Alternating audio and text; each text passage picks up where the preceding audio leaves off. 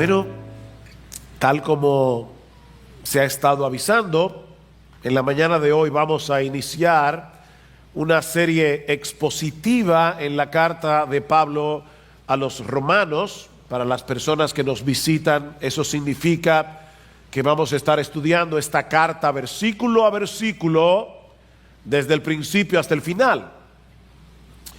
Y francamente, esto es algo que hacemos con mucho entusiasmo, es decir, comenzar una serie en la carta a los romanos. Honestamente, había deseado hacerlo hace mucho tiempo y no me atreví a hacerlo.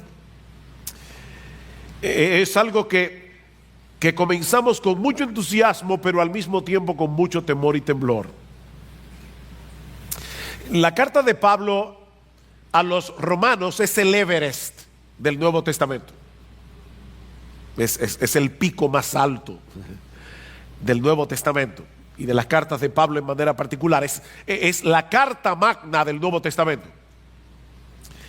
Es imposible tener un conocimiento preciso del Evangelio y sus implicaciones sin una comprensión apropiada del contenido de esta epístola. A pesar de no haber sido la primera carta escrita por el apóstol Pablo, probablemente la primera fue Gálatas o Primera Tesalonicenses, esta carta fue colocada en primer lugar. Los evangelios, los hechos, luego comienzan las cartas, y la primera precisamente es la carta de Pablo a los romanos, y no solo por ser la más larga, sino también por la enorme importancia doctrinal y práctica de esta epístola. La carta a los romanos, en la providencia divina, ha jugado un papel fundamental en la propagación del Evangelio de Jesucristo a lo largo de toda la historia de la iglesia. Para Crisóstomo, que fue probablemente el más grande predicador de la iglesia en el siglo IV, la carta a los romanos era tan importante en su vida y ministerio que él hizo el compromiso de leerla a través de toda su vida por lo menos 2 veces a la semana. Crisóstomo decía que Romanos es indiscutiblemente el compendio más complejo y profundo de todas las verdades sagradas más fundamentales de la Biblia. Martin Lloyd-Jones, mi héroe, que se pasó 16 años estudiando Romanos y no terminó, le dio un infarto en Romanos 15:17 y no terminó la carta. No murió, pero se retiró del ministerio y por eso no pudo seguir. No se preocupen, yo no voy a estar 16 años estudiando Romanos, pero Martin Lloyd-Jones decía que esta carta es el escrito más profundo que existe. El escrito más profundo que existe. Fue la carta a los romanos el medio que el Señor usó para traer a salvación a Agustín de Hipona, uno de los teólogos más influyentes que ha tenido la iglesia a través de la historia, hasta el día de hoy. Fue la carta a los romanos que Dios usó para convertir a Martín Lutero.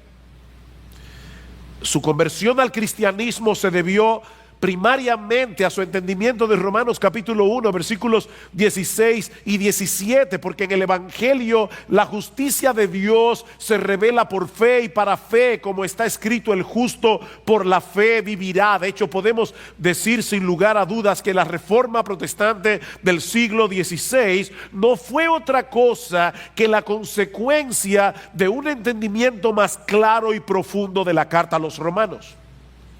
Martín Lutero decía que todo cristiano debería aprenderse la carta a los romanos de memoria y debería leerla todos los días, como el alimento del alma, todos los días. William Tyndale, el que tradujo la Biblia al inglés a principios del siglo XVI durante el reinado de Enrique VIII, dijo una vez que ningún hombre puede leer esta carta demasiado a menudo o estudiarla demasiado bien. Cuanto más se estudia, más fácil resulta comprenderla. Cuanto más se mastica, más deleitosa viene a ser. Y mientras más se profundiza, más cosas preciosas encontramos en ellas. Eso decía Tyndale. Juan Calvino decía que si llegamos a adquirir un verdadero entendimiento de esta epístola, tendremos una puerta abierta a todos los tesoros más profundos de la Biblia. Mis hermanos, yo estoy convencido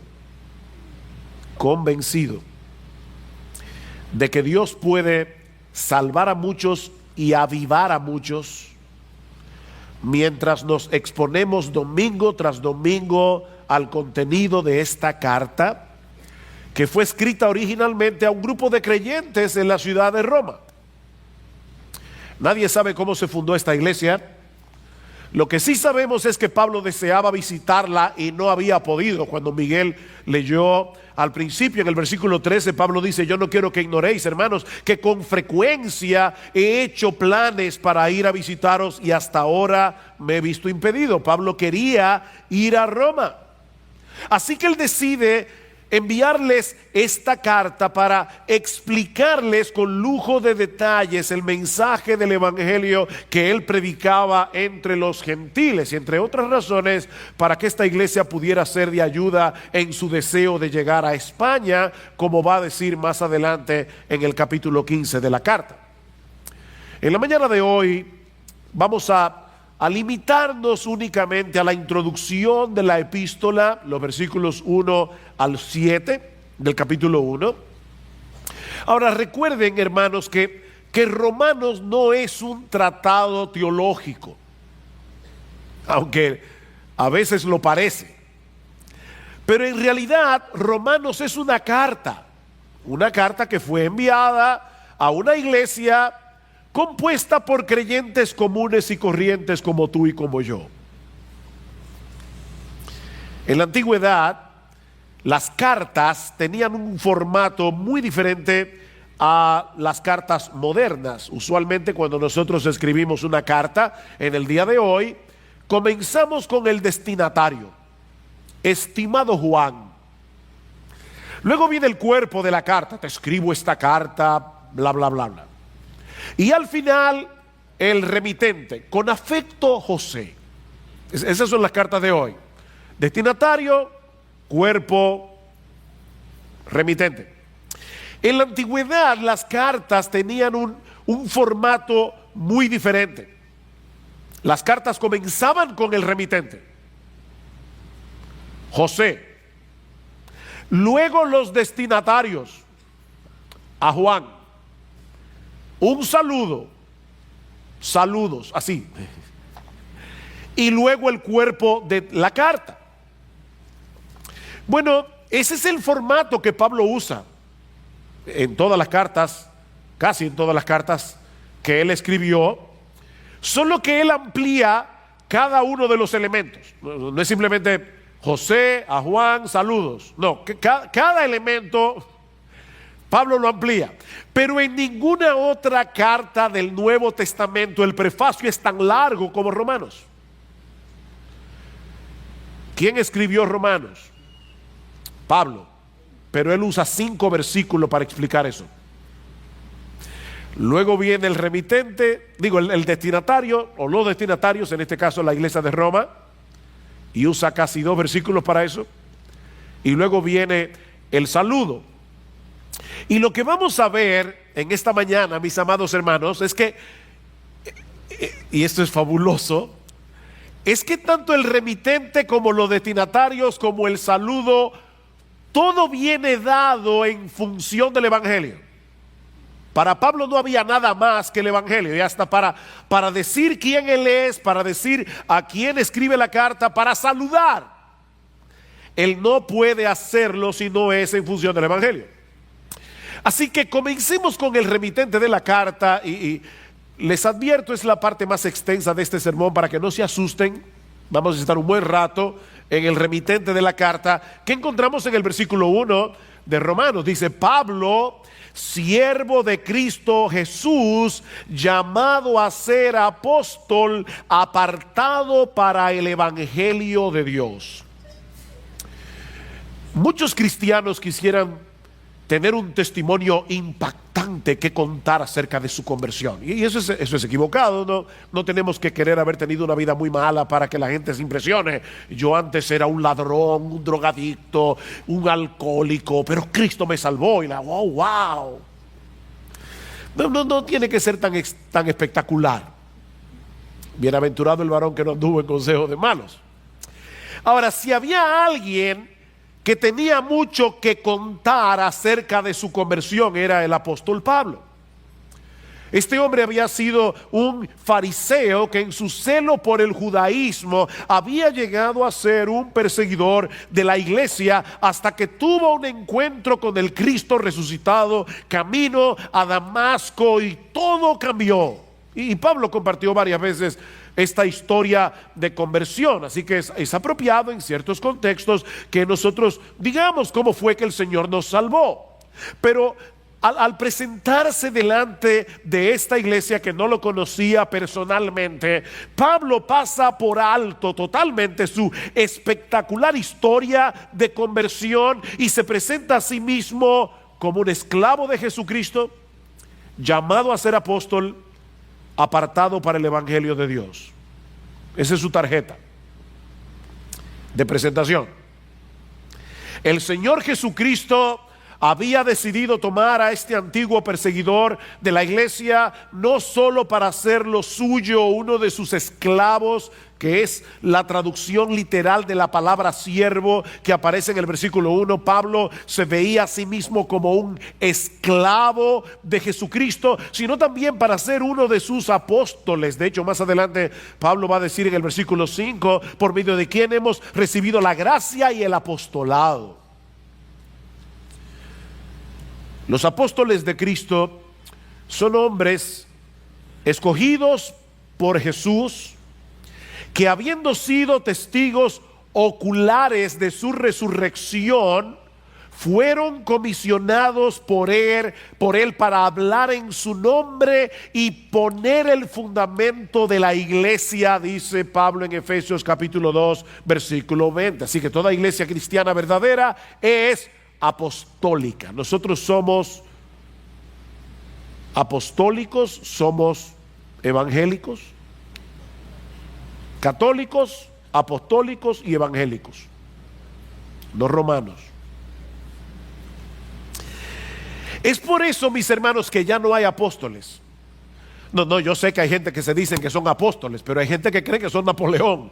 Yo estoy diciendo, oficialmente hablando, hoy día no hay apóstoles. Una persona que se llame apóstol, sencillamente, y tal vez lo hace con un buen corazón, pero está sinceramente equivocado. No hay apóstoles en el día de hoy, porque los apóstoles pusieron el fundamento de la iglesia. Yo no sé cuántos ingenieros y arquitectos hay aquí, pero todo el mundo sabe que el fundamento de una edificación se pone una sola vez y para siempre.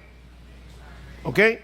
Pero aparte de eso, Cristo encargó a estos hombres que fueron testigos oculares de su resurrección para ser apóstoles, y Pablo dice claramente en 1 Corintios capítulo 15 versículo 8 que el último ser humano que vio a Cristo resucitado fue él, camino a Damasco. Por eso él podía ser apóstol. Cristo se le apareció a Pablo para que él fuera un apóstol. Hay que ver al Cristo resucitado. Ahora, eso quiere decir, mis hermanos, y por eso esto es tan importante, que cuando un apóstol habla, lo hace como portavoz de Jesucristo, es decir, como si fuera Jesucristo mismo el que hablara. Así que al leer esta carta de Pablo a los romanos, debemos recordar que este no es un documento privado escrito por un creyente del primer siglo que estaba preocupado por una iglesia en la ciudad de Roma. No, Pablo escribe esta carta con la autoridad de un apóstol. De manera que en última instancia, la revelación del Evangelio que encontramos en esta carta no se origina en Pablo, se origina en Jesús. Algunas personas hablan de el Evangelio de Pablo. No, este no es el Evangelio de Pablo. Este es el Evangelio de Jesús. De manera que rechazar el Evangelio que se revela, se define, se describe en la carta a los romanos no es rechazar a Pablo, es rechazar a Jesucristo. Ahora, cuando nosotros mencionamos la palabra evangelio, no debemos suponer que todo el mundo entiende la misma cosa. Así que ahora Pablo todavía está en el remitente. Él está tratando de decir a la iglesia de Roma quién él es. Pero ahora Pablo va a pasar a definir con más detalle cuál era ese mensaje que el Señor Jesucristo le había comisionado predicar entre los gentiles. Porque ese mensaje del Evangelio define la identidad de Pablo como apóstol de Jesucristo. Y hay básicamente 5 cosas que Pablo menciona en este prefacio acerca del Evangelio, comenzando con el origen del Evangelio. Noten una vez más el versículo 1. Pablo, siervo de Cristo Jesús, llamado a ser apóstol, apartado para el Evangelio de Dios. De Dios. Esta frase no significa primariamente el evangelio que trata acerca de Dios, sino más bien el evangelio que tiene su origen en Dios. Ningún hombre tiene derecho a decidir cuál es la manera en que nos vamos a reconciliar con Dios. Recuerden que en esta ecuación Dios es el ofendido y Dios es Dios. Así que tenía que ser Dios el que estableciera el protocolo a través del cual nosotros podemos reconciliarnos con Él y acercarnos a Él. Por eso Pablo habla de el evangelio, no de un evangelio. En el Nuevo Testamento siempre se habla de el evangelio porque solo hay uno.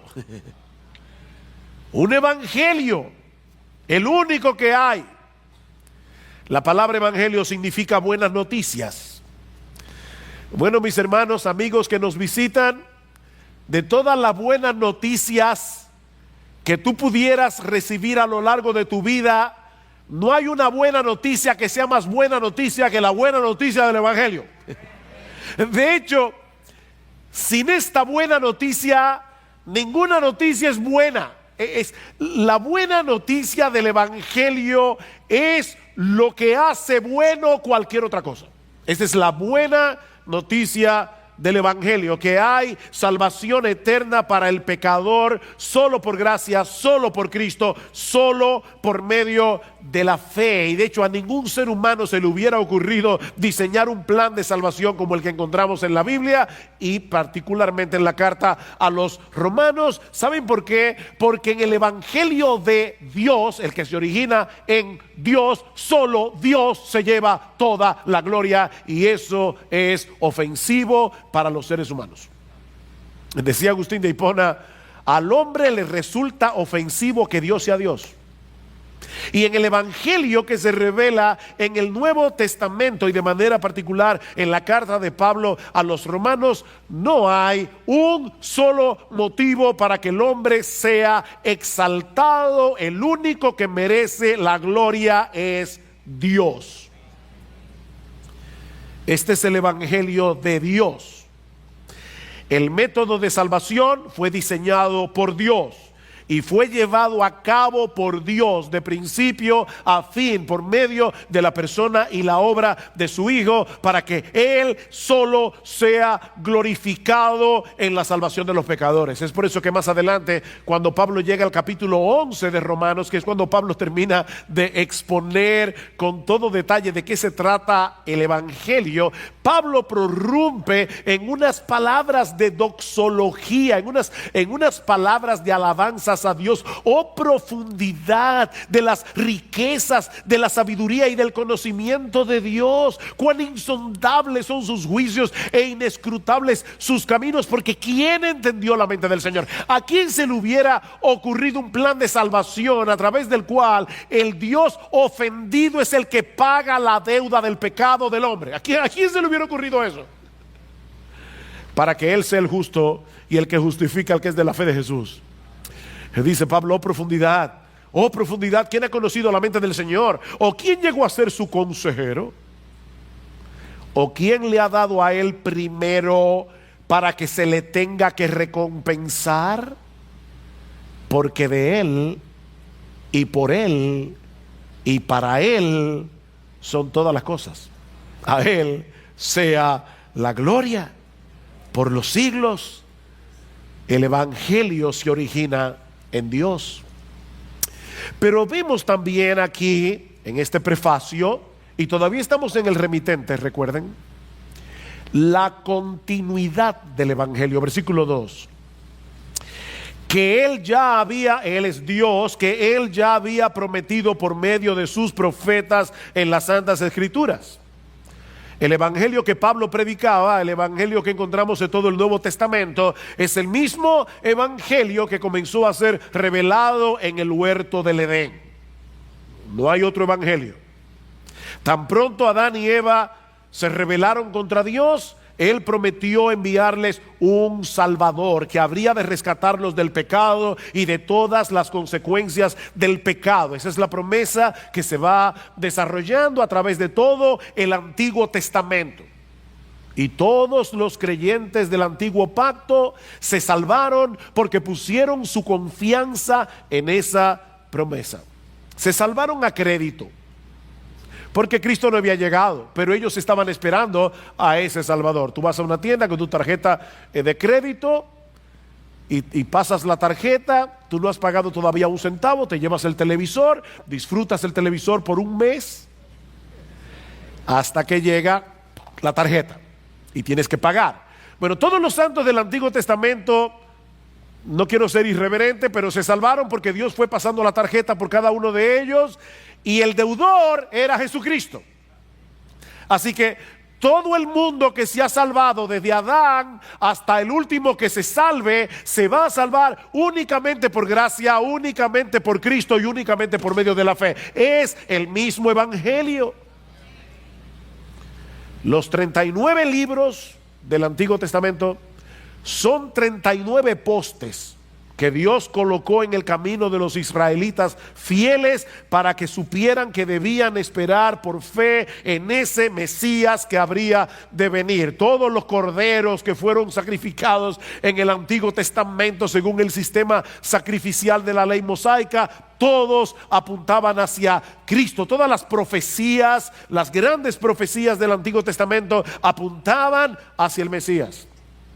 Mientras que los 27 libros del Nuevo Testamento son 27 postes que nos llevan a descansar por fe en ese Mesías que ya vino, que murió, resucitó, ascendió a los cielos y está sentado a la diestra de Dios.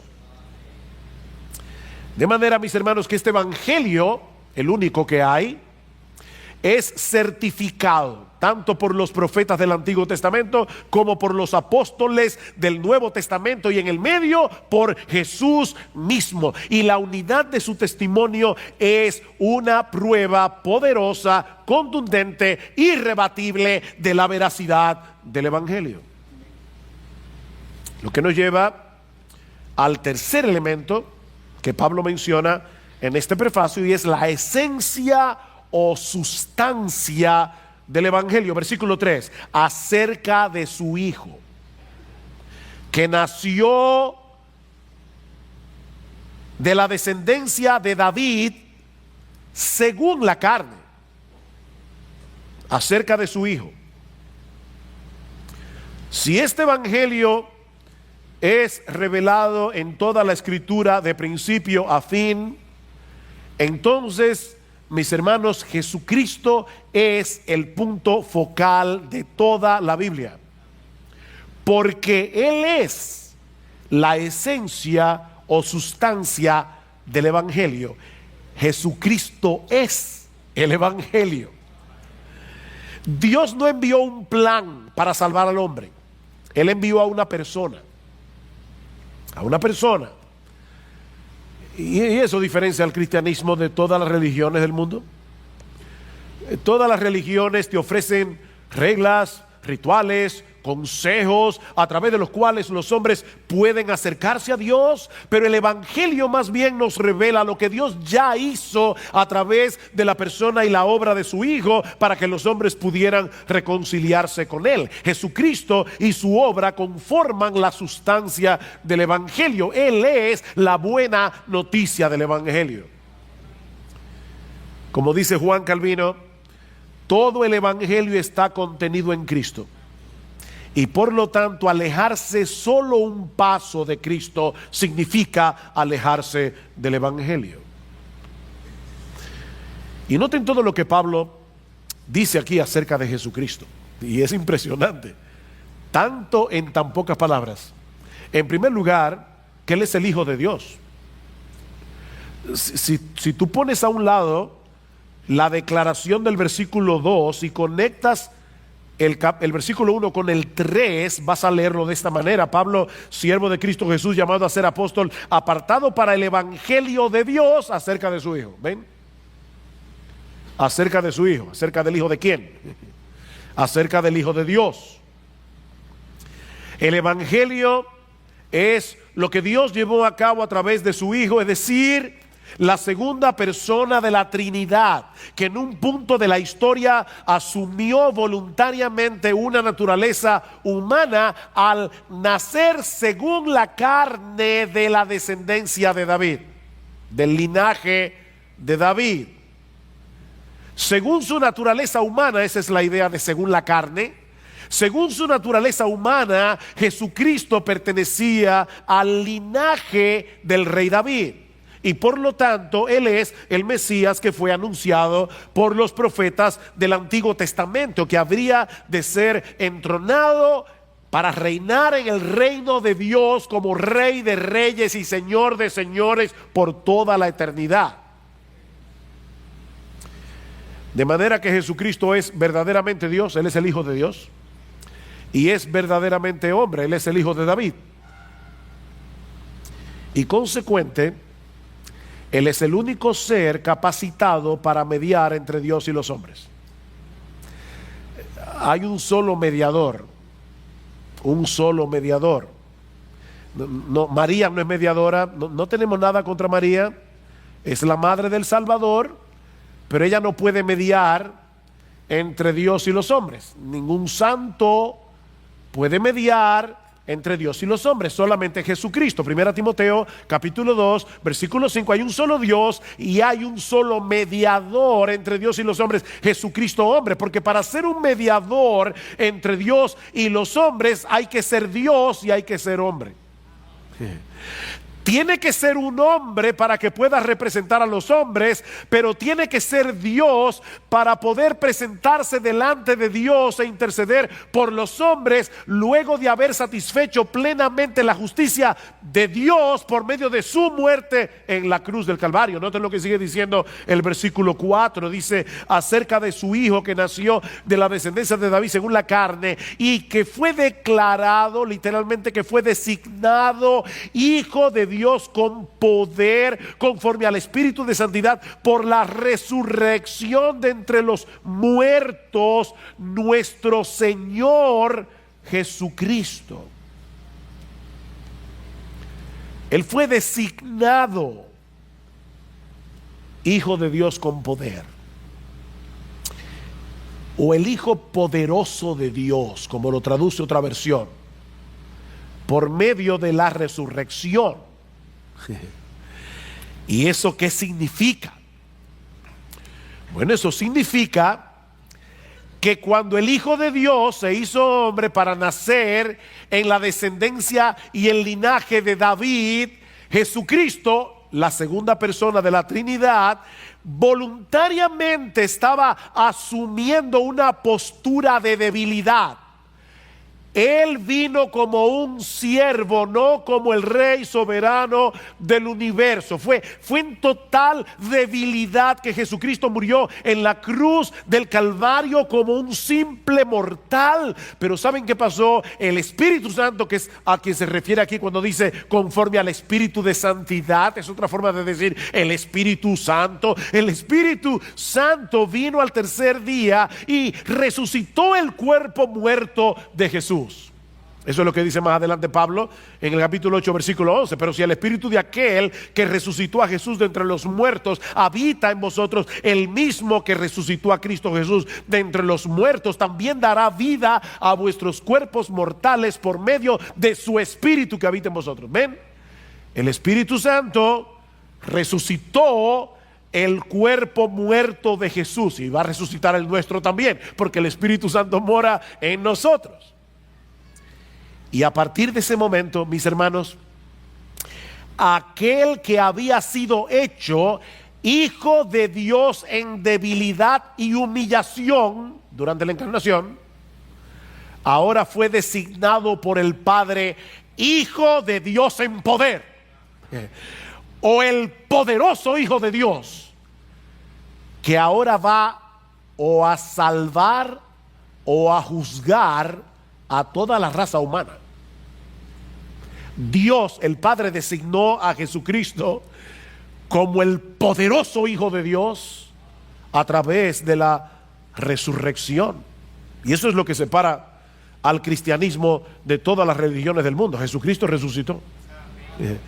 Mahoma está muerto, Buda está muerto, Lao Tse está muerto, Confucio está muerto. Pongan al que ustedes quieran, está muerto. Mary Baker Eddy está muerta. El de los mormones está muerto. El de los testigos de Jehová está muerto. El único que está vivo es Jesucristo. Él se levantó de la tumba al tercer día. Él es el Hijo. Fue designado Hijo de Dios con poder por la resurrección de entre los muertos.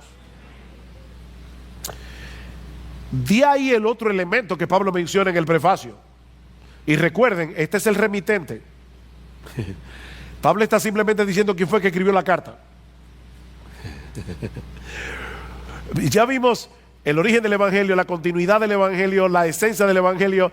Veamos ahora la amplitud universal del Evangelio. Versículo 5, por medio de quien hemos recibido la gracia y el apostolado para promover la obediencia a la fe entre todos los gentiles por amor a su nombre. Entre todos los gentiles o entre todas las naciones. Pablo vuelve a mencionar su apostolado como una gracia misericordiosa que él recibió del mismo Cristo a pesar de haber sido un perseguidor de la iglesia. Pero él ahora quiere definir con más precisión de qué se trata este apostolado que él recibió de Jesús para promover la obediencia a la fe entre todos los gentiles. Jesucristo no vino a salvar a ninguna raza particular de seres humanos.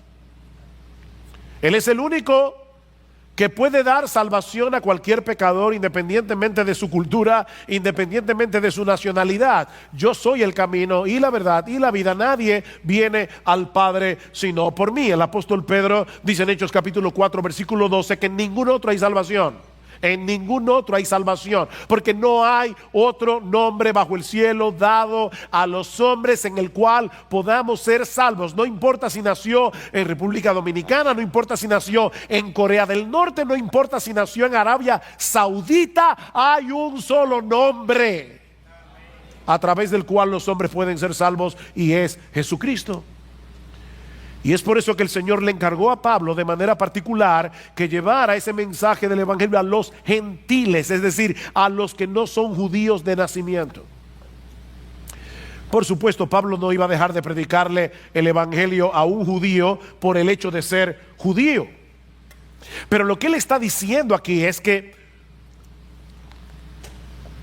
su tarea primordial era llevar el mensaje de salvación a los gentiles, y me llama mucho la atención la manera como Pablo explica esto, dice, para promover la obediencia a la fe. En otras palabras, para promover el tipo de obediencia que surge o emana de la fe.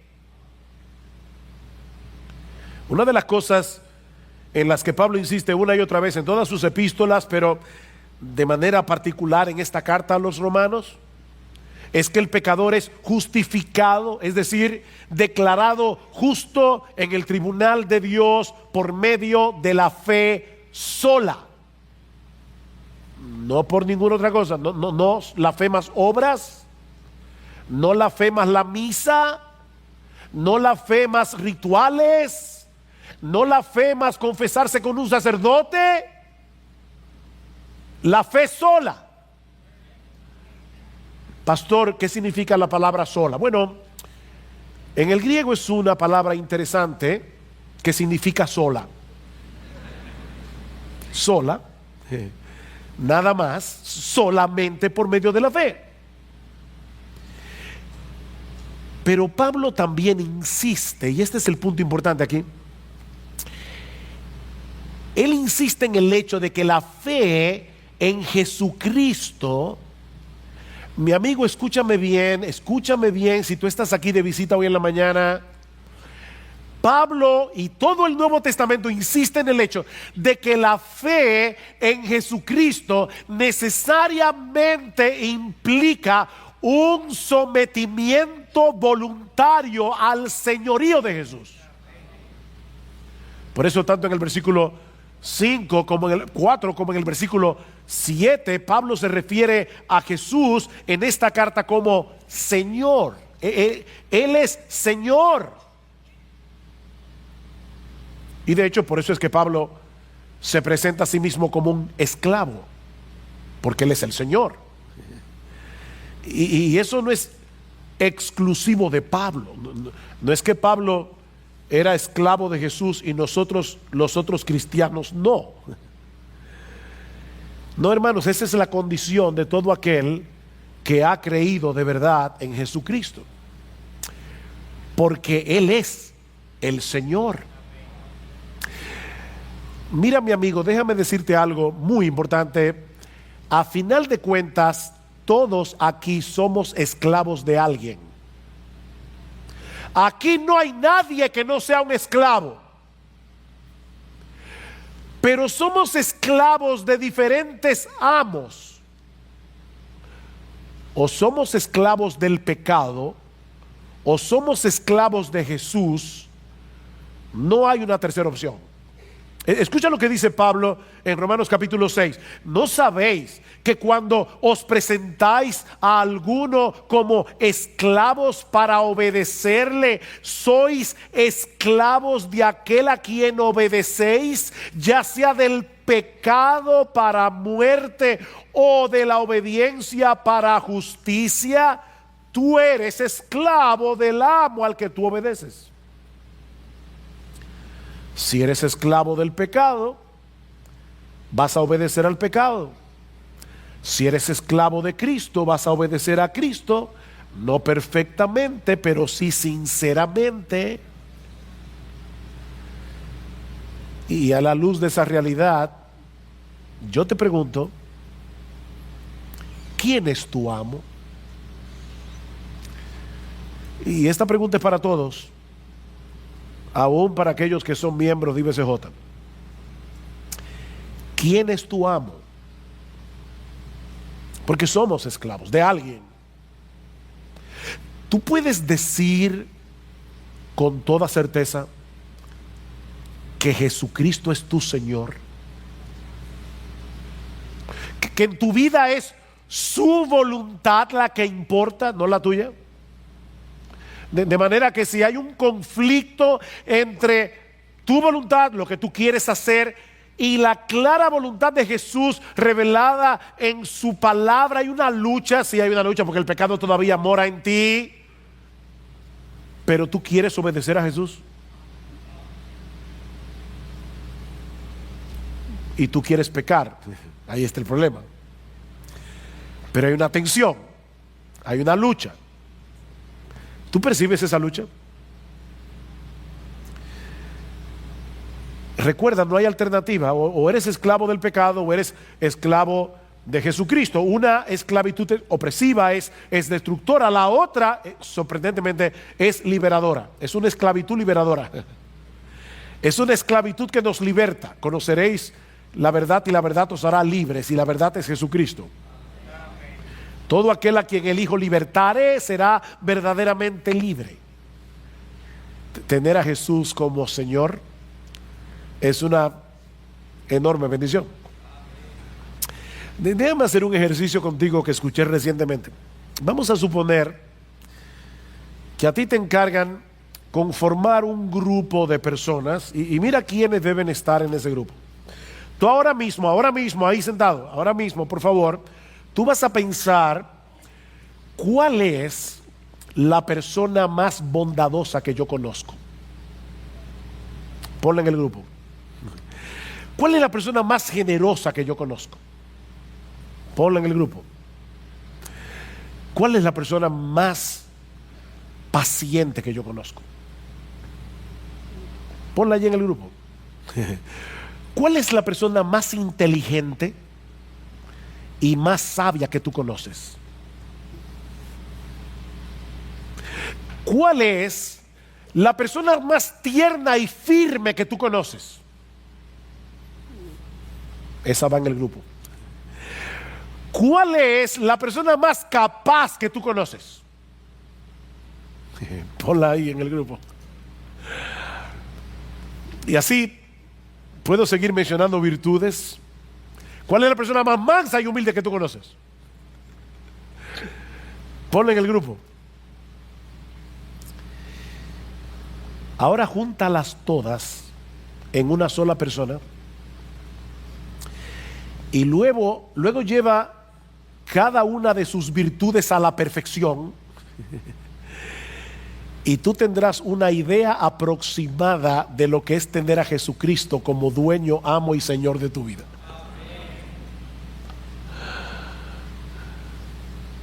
Él es indescriptible. Mira, déjame decirte algo. A ti que eres esclavo del pecado, tú crees que tú eres libre, pero tú eres un esclavo. Lo que pasa es que el pecado opera a través de tus propios deseos y te engaña, y él te hace creer. Eres tú el que toma la decisión, pero porque eres un esclavo. Tú eres un esclavo, tú eres un esclavo. Por eso estás atado a vicios que no puedes dejar. ¿Cuántas veces tú has dicho, no fumo más? No es verdad, eres un esclavo. Tú eres un esclavo de buscar tu propia gloria. Tú eres un esclavo de buscar el control de todas las cosas. Tú quisieras ser todopoderoso. Tú quisieras ser Superman. Porque tú eres un esclavo. Pero ahora déjame decirte algo para convencerte de que te hagas esclavo de Jesús. Cada vez que Él te ordena que hagas una cosa, lo que Él te está diciendo es algo como esto: mira lo que debes hacer si quieres preservar tu felicidad. Y cada vez que Él te prohíbe una cosa, lo que te está diciendo es lo que tienes que evitar para que no termines destruyendo tu vida. Porque Él es un amo perfectamente bueno y sabio. El pecado es un tirano perverso. Y lo que Dios le encomendó a Pablo es que él llevara esa buena noticia del evangelio entre las naciones para que hombres y mujeres se sometieran por la fe al señorío de Jesucristo. Eso es lo que Pablo está diciendo en el versículo 5. Y todo eso para la gloria de su nombre, que es el quinto elemento que encontramos en este prefacio. Noten el versículo 5 otra vez. Por medio de quien hemos recibido la gracia y el apostolado para promover la obediencia a la fe entre todos los gentiles, por amor a su nombre. Por amor a su nombre. La encomienda que Dios le había dado a Pablo de promover la obediencia de la fe entre los gentiles fue con el propósito expreso de que el nombre de nuestro bendito, precioso, exaltado Señor Jesucristo sea honrado entre todas las naciones. Esa es la meta final del Evangelio, es la exaltación de Jesús como el único Señor, como el único Salvador de la raza humana. Como dice John Stott, la razón principal por la que debemos predicar el Evangelio no es la principal, no la única, pero no es porque queremos que los pecadores sean salvos, aunque debemos anhelar con todo nuestro corazón que los pecadores sean salvos. Pero la razón primordial, dice John Stott, es un celo abrasador y apasionado por la gloria de Jesucristo. Debe dolernos que Jesucristo no sea honrado. Debe dolernos que hay miles de personas adorando a otros dioses. Eso debe dolernos porque nosotros queremos la salvación de esos que están perdidos, pero sobre todas las cosas queremos que Jesús sea puesto en su lugar. Es por amor a su nombre. Saben que muchos misioneros han sido acusados de ser imperialistas al llevar el evangelio a otras culturas. Y ciertamente debemos confesar que es fácil confundir la tarea evangelizadora con la de llevar nuestra cultura particular a otros países. Es fácil de hacer eso. Pero ¿saben qué, hermanos? Escuchen esto, yo sé que a algunos no les va a gustar, pero todos nosotros somos imperialistas en el mejor sentido de la palabra. Somos imperialistas porque la meta de la evangelización es que hombres y mujeres de toda tribu, pueblo, lengua o nación reconozcan y se sometan por la fe al imperio universal de Jesucristo. No al imperio británico, no a los gringos, al imperio de Jesucristo. Somos imperialistas. Esa debiera ser la pasión dominante de nuestras almas, el honor y la gloria de nuestro Rey. Ahora, todo lo que hemos dicho hasta aquí es el remitente de la carta. Esta es la presentación que Pablo hace de sí mismo para darse a conocer a la iglesia en Roma. Pero Pablo ahora va a decirnos a quién está dirigida la carta. Y así como nosotros vimos, y no se preocupen, estos dos puntos son más breves, claro. Así como nosotros vimos que el Evangelio define a Pablo, el Evangelio define a sus destinatarios. Noten el versículo 6. Dice, por amor a su nombre, entre los cuales, aquí está el destinatario, estáis también vosotros, llamados de Jesucristo, a todos los amados de Dios que están en Roma, llamados a ser santos. Esos son los destinatarios. Pablo dice tres cosas aquí de estos creyentes que están en Roma. Fueron llamados por Jesucristo porque eran amados de Dios con la finalidad de que fueran santificados. Estos hombres y mujeres habían llegado a ser cristianos porque Jesucristo mismo los había llamado a través de la predicación del Evangelio con un llamamiento eficaz. El Señor dice en Juan capítulo 10 que sus ovejas escuchan su voz y por eso vienen a Él. Pero Pablo aclara en la carta a los romanos que esa voz de Cristo no viene directamente desde el cielo, sino a través de la predicación del Evangelio. ¿Cómo oirán sin haber quien les predique? Porque la fe viene por el oír y el oír por la palabra de Dios. La fe viene por el oír la voz de Jesús, que es oída a través de la predicación de su palabra. ¿Y cuáles son esas ovejas que sin lugar a dudas responderán al llamado del evangelio en arrepentimiento y fe? Jesucristo dice: aquellas que el Padre me dio, dice Jesús en Juan 10, mis ovejas oyen mi voz y yo las conozco y me siguen, y yo les doy vida eterna y jamás perecerán y nadie las arrebatará de mi mano. Escuchen, mi Padre que me las dio, mi Padre que me las dio es mayor que todos y nadie las puede arrebatar de la mano de mi Padre. Estas ovejas fueron elegidas por el Padre desde antes de la fundación del mundo, como dice Pablo en